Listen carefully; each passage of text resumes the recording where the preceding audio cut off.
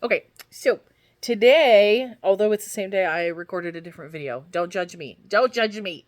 It's been a while. It's been a couple weeks since I posted. So today, I wanted to talk about one of the girls that I went to high school with and was on the golf team with, Chelsea. Whoop whoop. We wanted to talk about the after, I guess, the after of what happens. She had mentioned in one of my Facebook posts, we were talking about after bariatric surgery. She had kind of noticed that people like marriages break up, and this and that, and I know factually that's happened to a friend of mine. It was not long, within a year after the bariatric procedure. It was divorce mode, and I have my own personal thoughts about that, and not about her situation specifically, just generally.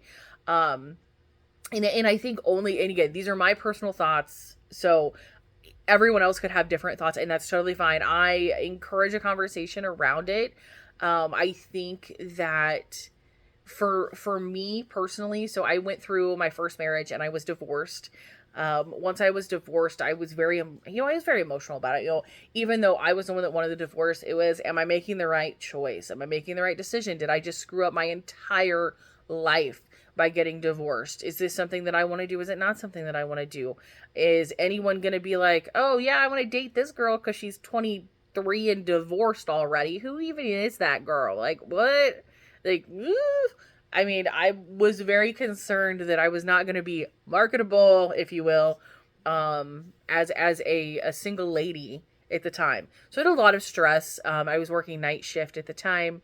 It was just a lot. It was a lot. So I wasn't eating. I was working out every single day. I literally ate, the little green giant boxes that have the steam fresh bag. You pop it in the microwave. You push whatever 3 minutes. They're in your freezer. You pop it in there 3 minutes and you're done. And it's a single serve vegetable with like a cheddar sauce or no sauce, or it's like cauliflower. It's like whatever. They have a variety.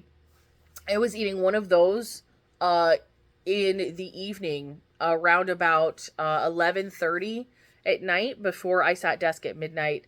And I would drink coffee during the evening. I would drink coffee when I got home. I would stay up and whatever, whatever, drink Diet Coke or Diet Pepsi or whatever it was that I was drinking that was terrible. I didn't eat anything. I slept. I went into work about 8 o'clock, 9 o'clock, worked out for an hour. Then I would take a shower, eat my vegetables, and go sit desk. And that's what I did for a long time, honestly. Um, it was easily 5 months, 6 months maybe, until I got sick, very sick, and I passed out at work. My body was not happy with me that I was not giving it enough food to survive. I lost a crap ton of weight, like somewhere in the realm of 80 pounds, give or take some. I felt great about myself. And my body was definitely trying its hardest to facilitate the change in the amount of calories, the amount of protein, and the exertion that I was putting it under, to be able to stay alert and focus. And eventually it failed. Your body could only compensate for so long. And that was one of my biggest regrets, was doing that. But I was exceedingly emotional at that point. I don't think that nothing sounded good to eat. Eating was not a thing that I wanted to do.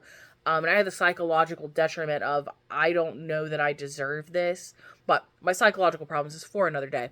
But at any rate, the connection here is that once I got past that point, once I was feeling good about myself, my attitude changed. I saw myself in a different light, I guess. Um, I felt more attractive in my own skin. I think that we tell ourselves lies about ourselves, over the years and years that it takes to typically gain weight. And then you realize it's not coming off, and we tell ourselves a lot of lies, about how it gets that way, and about what we're doing, not doing, what someone else is doing, not doing. Um, and there's nothing we can do to fix it, which is not true, but I think that we believe that over time.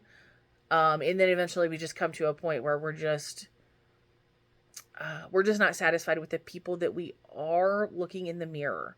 And again, these are my personal experiences and my personal thoughts about this. So I mean, if your experience is different, by all means, please share. Please share. I just think that after a surgery like that, and then you get to the point where you feel so much better about yourself, you feel emotionally stronger, you feel attractive, more attractive, you feel even something like clearer skin or longer nails because you have better nutrients or whatever. You're wearing makeup more, maybe. Like, I'm not a makeup person, but you maybe wearing makeup more. You have more confidence in yourself, and that confidence exudes outward. People can see that confidence that you have in yourself. So I think, and I think honestly, sometimes there's a jealousy card that goes in there too. Like, for that, your spouse or partner might be jealous that you have this newfound confidence. And I'm sure that I could see there being, arguments about, I've loved you this whole time, regardless of what you look like. But and that's awesome, so awesome. But as a singular person, when you're going through that change, you can love that they love you, and you can love the crap out of that, and that is awesome. But if you don't love yourself, it's so, so hard to fully accept the love that someone else is giving you. So I think that that's a lot of where that comes from. And I think that it really can facilitate some rocky roads in relationships. And I'm not going to sit here and say that that's not in the background of my mind somewhere, because I do love my husband. I love him very much. And I mean, obviously we have no plans of any type of failing relationship situation, but I don't think anybody has a plan that happens. It just does. And I think that there's a lot of factors going in there, and everybody's situation's a little different too. But I do think that the jealousy aspect from the spouse or partner has a lot to do with it. And then the increased confidence that you have in yourself, because you're like, wow, this is what I can look like. This is what I can feel like, because it's huge. I mean, it's not just looking different, but it like resets your entire body in the way that you metabolize food, the way that you, the way your hormones, all of those things, to back to some normal level that you probably haven't felt in years and years and years. So I think that has a lot to do with it. But again, that's just my 2 cents on, people that maybe end up divorced or, not in relationships anymore post bariatric surgery. But ultimately, at the end of the day, and again, I feel a little bit even selfish saying this, you have to take the time out for you specifically, because if you can't see the importance of getting yourself to a better place, then, I mean, ultimately at the end of the road, your health problems are going to get worse. And hypothetically, you're cutting years off your life.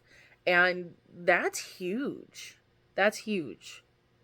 So I think that, and I think especially with women, we have a lot of hormone differences that kind of go, as we go through life stages, our hormones change, the way that we metabolize things change. Our metabolism starts to change at a different rate and quicker than men's metabolism. So I think that we start to go down that road a little quicker than men do. But I think it's important that we all love ourselves, regardless of where we're at, but that we understand that in some circumstances, like mine specifically, I can do better. I can work towards improving myself, and it doesn't have to be about how anyone else views me or about what anyone else thinks. It's just about me becoming healthier and me refocusing my body and my mind on a long-term sustainable option. And this is how I get there. So, those are just, again, my 2 cents on relationships pre and post bariatric surgery. Again, if you have an experience, please, I would love to hear it. Please share. Please share if you're willing to, or if you'd like to. If you don't, that's okay too. And know that if you are one of those people out there that ended up getting divorced or not being in that relationship, it's okay. It is okay, girl, guy, whatever. It is fine. Totally fine. And I'm a firm believer in the fact that things are meant to work out. Like everything happens for a reason. And I'll guarantee you one thing, you probably still feel hella good about yourself and your body and the way that you metabolize, meals, the way that you feel waking up in the morning. You don't feel all the aches and the pains and the cricks and the cracks. And that's something to be really happy about. So be happy about that. And keep trudging forward. Every day is a new day. And if the day before sucked, because we all have days like that, if the day before sucked, just remember, tomorrow, it's a new day. It's a new day. And if you're a little down today, I get it. Do something happy. Do something that makes you happy. That's why I tell people when they're having a bad day, find the love of something that you can do for you, whether it's reading, whether it's crocheting, knitting, taking a nap. Naps are so great. Whatever. If you like to clean, whatever, maybe no one likes to clean, let's be clear. But whatever it is, watch your favorite movie, cuddle with your dogs. I have 2 lazy dogs right now who sleep on the couch, which is why I'm in the rocking chair, because they don't like to share the couch. Whatever it is, get it. Get some happy time, and it will make you feel worlds and worlds and worlds better. And if you're in this journey with me, cool. Let's do it together. Because right now, I'm ready. I am ready for it. So, have a wonderful day. I believe in you. And let's do this thing together. Peace and love.